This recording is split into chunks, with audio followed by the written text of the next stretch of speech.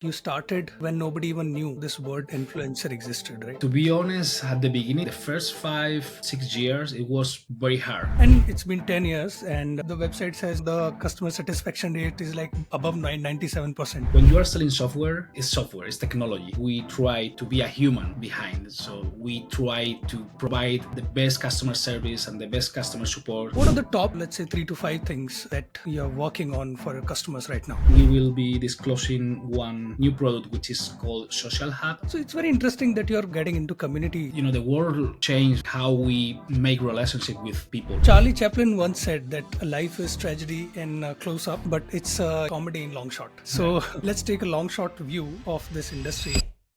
Hello and welcome to the Phyllo Fireside Chats, where we bring to you the movers and shakers from the influencer marketing industry. Today's guest has 10 years of experience in influencer marketing. He has been at the forefront of automation tools that help brands and agencies manage end-to-end campaigns on a global scale. He's the co-founder and CEO of Influencity. Daniel Sanchez, welcome to the Fireside Chats.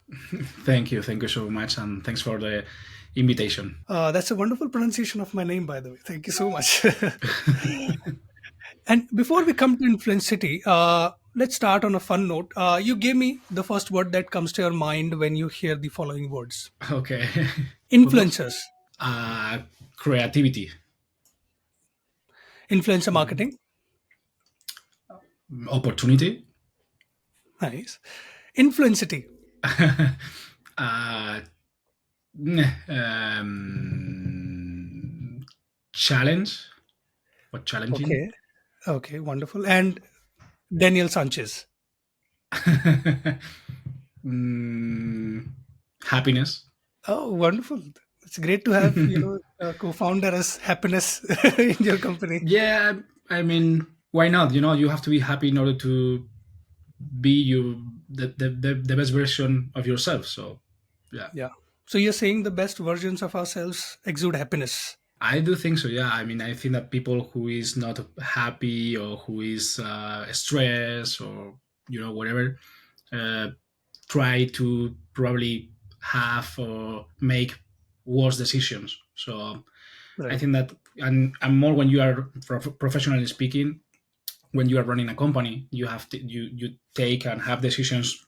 I don't know, thousands of decisions a week. So yeah, I think that is important to be happy on what you are doing. Right. You clearly, have very interesting ideas. So please tell us more about yourself and, of course, Okay. Influencity. Okay, about myself. So, well, I started my career in a completely different industry. I started as a software engineer, as a tech consultant, back in, I don't know how many years, 20 something.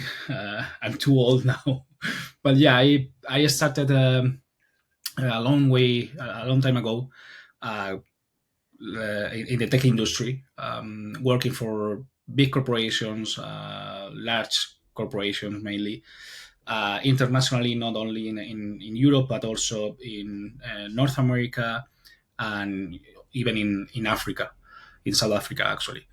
Then at some point, I guess that I quit my job at some point, like 14 years ago, something like that. I quit because I was stressed. I guess that I was kind of like a burnout. And then I decided to start traveling. I was traveling around the world for 1 year and a half, and that was an incredible experience. And basically, when I returned from that trip, I decided that I wanted to do something for myself, to run a company that help either people or brands to other companies to do something better. So I founded my first company in 2010, I think Okay. 2010. It was not successful, or so it wasn't really successful. I was working there during 2 years, and then I sold the assets of the company after 2 years. So then I started Influencity. It's my second company, Okay. which I consider that is way more successful than the first one. It is. Um, it is because we are now. I mean, this year will be our 10th anniversary. So Yeah. That's It's a great. milestone. Yeah. It's a milestone, and yeah, I decided to be or to create something in the uh, influencer industry now, creator economy. Uh, when nobody was talking about influencers at all. I mean, the Yeah. concept or even the keyword The influencer, word. it wasn't Yeah. Correct. exactly. So, so yeah, back in that time, it was much more bloggers, especially fashion bloggers, some Twitter people, and so on. But yeah, we decided to do something on social media. We saw an opportunity because it was a market that it was starting back in that time. So we started, let's say, at the very beginning of the market. I'm talking about 2014. So yeah, Okay. 10 years ago. Yeah. So talking more probably about Influencity, uh, we have been changing. I mean, what is Influencity now is completely different what was before. We Okay. started as an influencer marketplace in 2014. It didn't work in that time. I know that now in the market there are many influencer Marketplaces. Yeah. marketplace and Yeah. works actually. It Yeah. provides value to customers and creators. But in that time it was completely a chaos. It was a mess because brands didn't understand the Yeah. creator and the creator didn't understand the influencers. Sorry, the brands. Well, actually, it happens sometimes now. Yeah. They Even if don't it happens didn't now. understand Correct. each other. Correct. So we changed the product completely and we decided to go more for a deep tech point of view Yeah. where we were analyzing audiences on social media, specifically followers of each influencer. So that was the beginning. We started with Twitter, but then we started also working with Instagram, YouTube, and TikTok, and now we have probably one of the largest influencers database with over 200 million profiles Wow. Okay. across these social networks. And obviously we have many, not only a search engine but a lot of features in order for brands and agencies Right. to create campaigns at a scale, basically. Mr. Sanchez said one something very interesting, that you started when nobody even knew, this word influencer existed, right? How do you Right. place, these long-term bets? How do you develop that foresight as a founder, as a leader?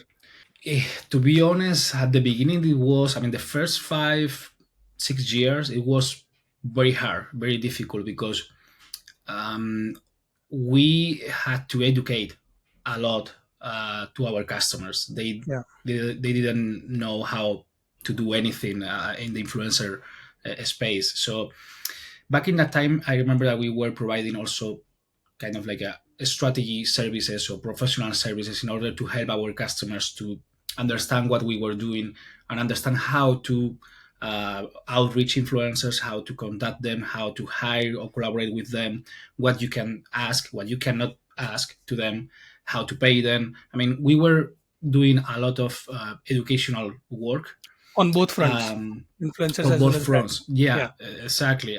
Because at the same time, creators or influencers, they didn't know what they supposed to do, what they don't supposed to do, or even how much charge for Yeah. a Yeah. post, a story.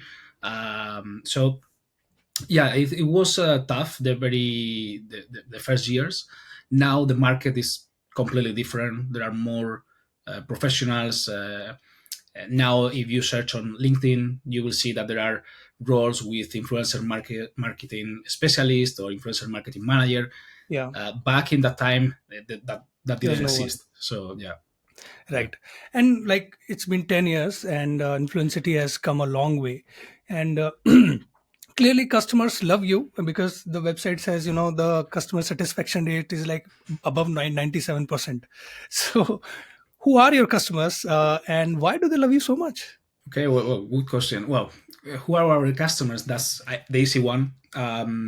We are focused on brands, agencies, and e-commerce sites of any size and in any part of the world. So Influencity is meant for brands who are maybe local, like can be a restaurant, or it can be Okay. a large corporation like I don't know Sony, for instance, Sony Music or Right. Samsung or whatever brand, large corporation.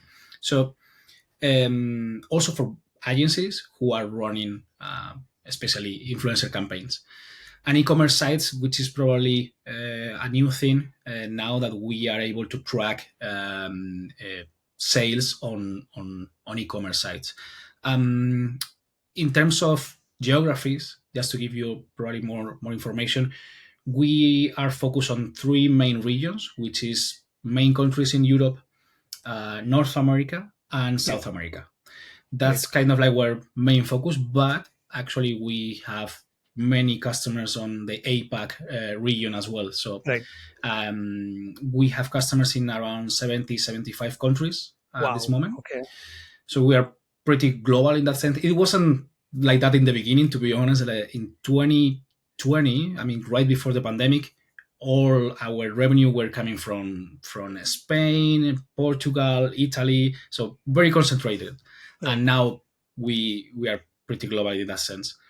And the second question, why Why do our they love you so customers love much? us? Yeah, uh, I guess that we try to be. I mean, when you are selling software, it's kind of cold. I mean, it's software, it's technology.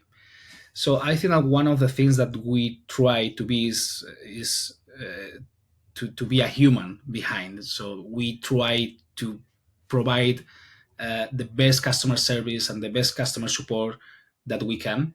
And that means many things. That means calls with customers to help them with whatever. That means onboarding sessions, learning sessions, supporting obviously, and 24/7. And that I think that is one of the key things that when you check our online reviews, most of our customers say about the people who is behind the software, which is I think very important. And I guess that there is also one thing which is probably more technological, which is the user experience. We consider ourselves to be, if I can do a comparison, to be the opposite of Salesforce or SAP. Okay.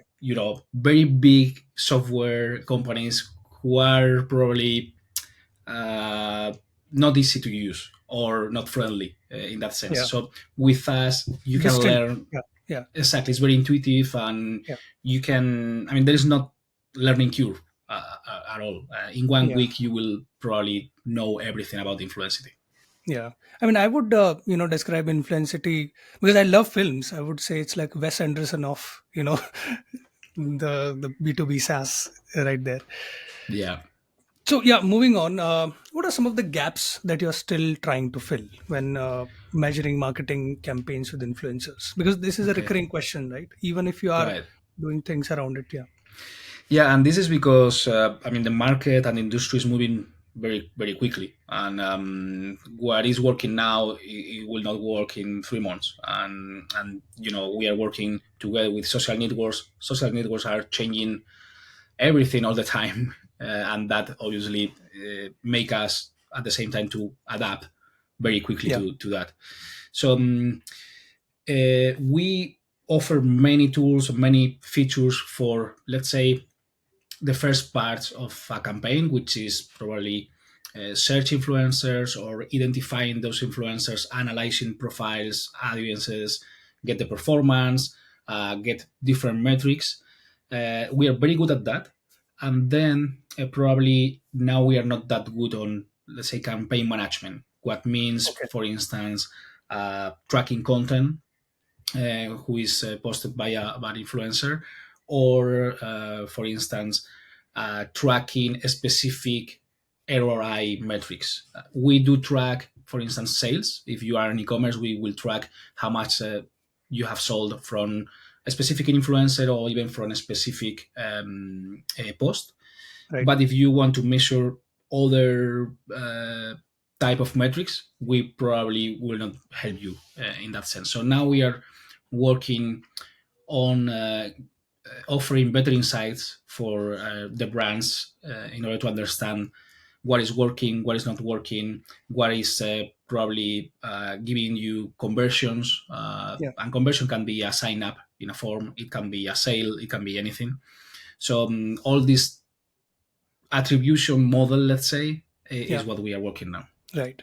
And speaking of platforms, while the majority of influencer marketing happens on like Instagram, TikTok, YouTube, we also think like serving niche segments like gaming, finance, tech, etc., is beneficial for the industry.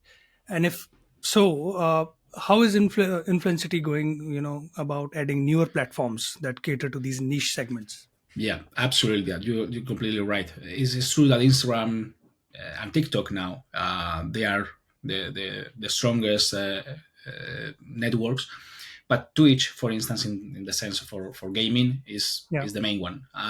We are Yeah. working now in order to incorporate Twitch. Hopefully, we can do it before June or so. Okay.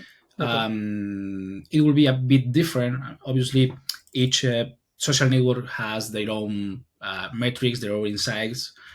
Stories is a story on Instagram, but there is not a story on Twitch, for instance. So we have to adapt all our technology when we want to incorporate Yeah. a new social network.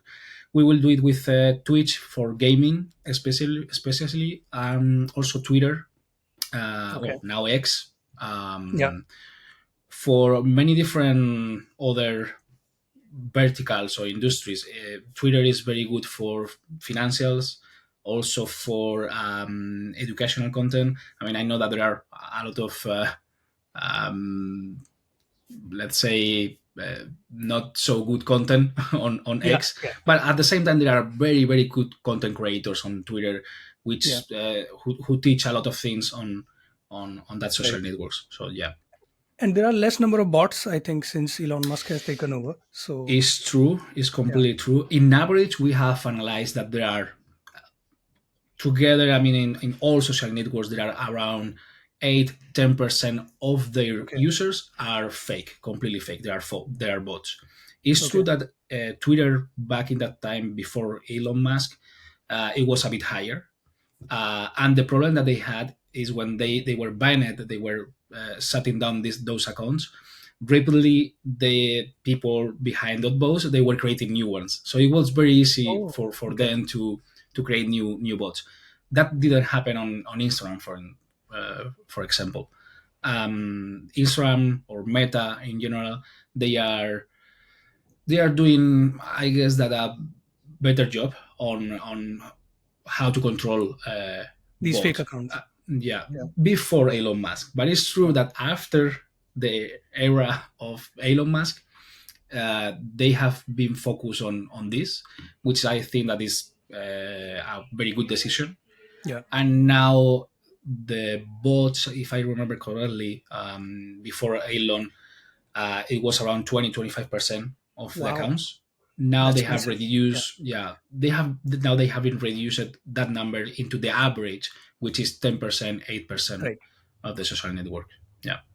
Got it. So coming back to Influencity, what are the top, let's say, 3 to 5 things that you're working on for your customers right now? That we are working, you mean? Yeah, right now underway. Well, we have very interesting features and products. For instance, we have one which is influencer payments. Okay. We didn't, you know, pay influencers, or we didn't intermediate in that sense, or we didn't facilitate a way to pay influencers. Now we will release in, I don't know, 2 or 3 weeks an influencer payment feature, which will allow our customers to pay influencers in bulk and receiving only one consolidated invoice. For instance, micro influencer campaigns where you have hundreds of influencers, you can have 100 or even 1,000 influencers in one campaign. It is very time consuming task to be paying influencer each or individually, and also ask for the invoice individually. Some, even, some creators, they are not professional, they are not Yeah, they need freelancers help. in their Correct. country, so they need help. So we solve all that problems. The Our brand will, or our customer will pay us the total amount, and we will pay each influencer whatever it is in their currency and legally. So it doesn't matter if Okay. they are on, I don't know, on the United States, or if they are in France, or if they are in India. It doesn't matter. We will pay all influencers legally. That's one of the key features that we are exploring. Right. Also, we will be disclosing one new product which is called Social Hub, which, to give you better context, is kind of like a hot suite tool. Similar features where it works for community managers to control all the communications Right. from your DMs or your posts. You can schedule posts. You can create or plan your content, and also track all the performance that you are doing on each of your social networks.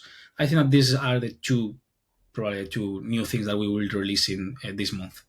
Right. So it's very interesting that you're getting into community building platforms. So can I ask you further, why is why that direction you're pursuing at this point? Why we are, I mean, the direction of community, you mean? Yeah. I mean, I guess that the world changed for in how we make relationship with people. Right now, you and me, we are having a conversation online, Yeah. and this that didn't happen probably 10 years ago, which is very, very close to now. So I guess that when people start to have different types of relationship, the mindset of community, it makes um, a stronger point for everyone in that community. It's kind of like a feel of ownership, or a feel Yeah. of that you are feeling that you also are part of something. So that feeling, I think, that is one of the key things for making new relationships on social media, on in the online space, I will say. Also, that can happen um, in the local world, obviously, Yeah. when you attend to events in the industry. That also a good thing. But even since COVID, everything has Changed. Yeah. going faster and changed. So yeah, I think that the community, or creating a community when everyone feels a part of that community, that's the key Right. thing to in this industry, actually. Right. Charlie Chaplin once said that life is tragedy in close up, but it's comedy in long shot. Yeah. So let's take a long shot view of this industry. So what are some of the challenges that this industry is facing, and what should be done to fix them? Because it's up to you, leaders like you. Yeah, well, there for the past, I will say, couple of years, there are a lot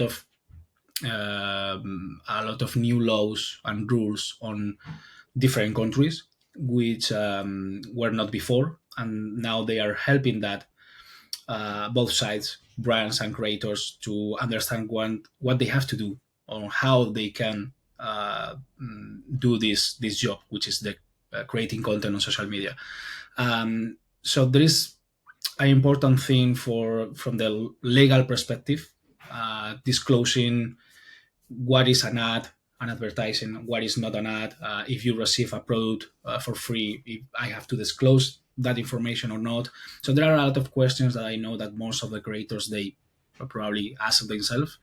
Also, from the brand point of view, is a legal issue sometimes. So I think that that's kind of the key thing now. I know that, for instance, in the US, they have been with a new law for creators since, I think, well, I don't know, 4 5 years ago, even more. Now in Europe, for instance, we don't have a specific law for all the countries. Right. France was the first one, and with creating a very good law, actually, to give more confidence to brands and creators in that aspect. But for instance, we here in Spain, we have a very uh, ridiculous law for this. So Yeah. I think that from the legal point of view, there is still some issues that each country will have to address differently, I guess. Correct.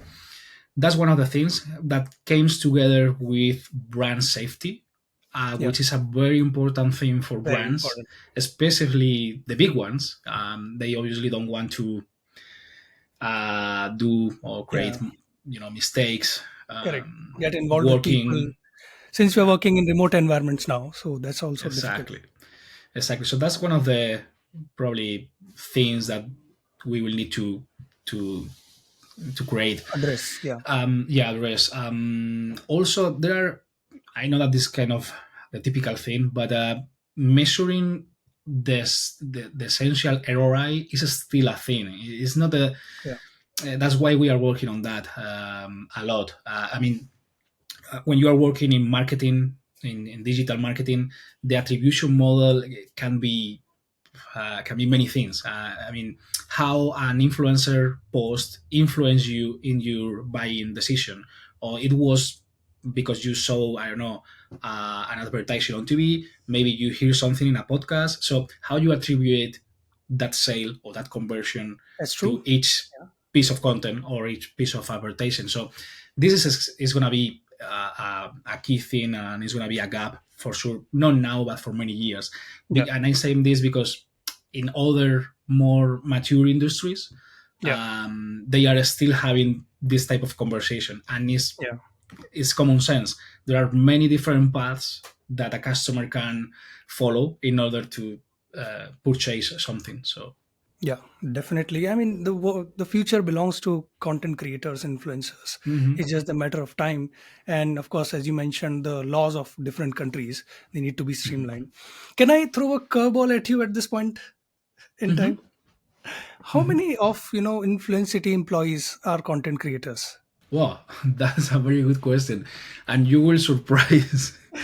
um, to be honest, there is not content creators in our company, even if we Okay. are focused on content creators.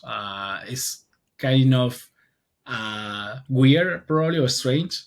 But yeah, we have people with a lot of experience in social media, but they are not content creators themselves.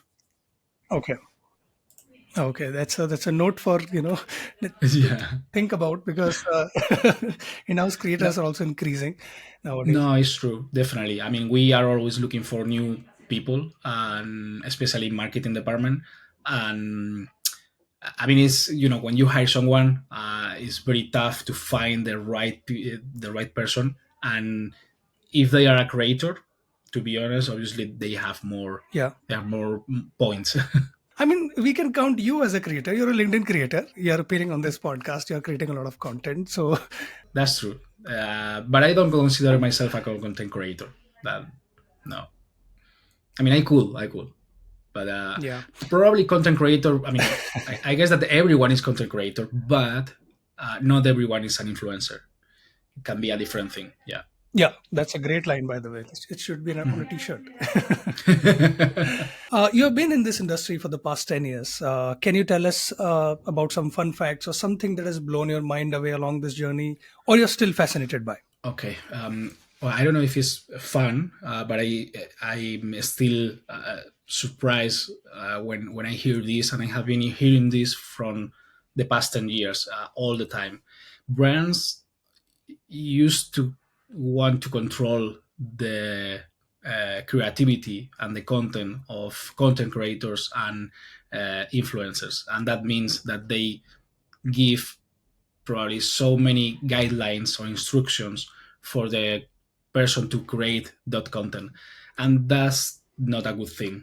That's a really a bad practice, because one key thing for content creators is their creativity. They know their audience, and they know how to communicate with them, what works with them, and what content works. So all brands should give the enough freedom to content creators to create their own content. It's true that you can give some guidelines and some instructions, but you don't have to control the conversation or the creativity. And I don't know why. I think that this is probably it's not being understood by brands. But I hearing this all the time, every month since the past 10 years. So, Mr. Daniel, we make our guests go through a couple of rituals. First one is you have to give us a book recommendation. Okay. I really love one, which is probably a business book, which is called "Never Split the Difference," from Chris Voss, Oh, I and love it's the book. Yeah, yeah, it's great. It's from an ex FBI agent that tried to negotiate with criminals, and it's amazing. yeah, yeah. And lastly, would you like to nominate anyone for our show? Okay. Well, probably there are two people that I know well. Andrea from Gigapay. She works for a company in the creator economy, and also she's an influencer herself. So probably is a good guest. And probably also James Creech, who was the founder of Paladin Software, a company in the creator economy that was sold to Brandwatch some years ago. So he will be a Right. very good guest. Great, great. Thank you so much, Mr. Daniel Sanchez, for appearing on our podcast. We wish you all the best with Influencity. You're expanding the pie for everyone in influencer marketing. You're a leader we all look up to. So thank you for everything you're doing. Thank you. Thank you for the invitation. A pleasure. And thanks for having me. And cut. That's it for today's episode, guys. If you really liked it, please subscribe to the Thousand Faces Club and press the bell icon below so that you don't miss any videos from us. Thank you.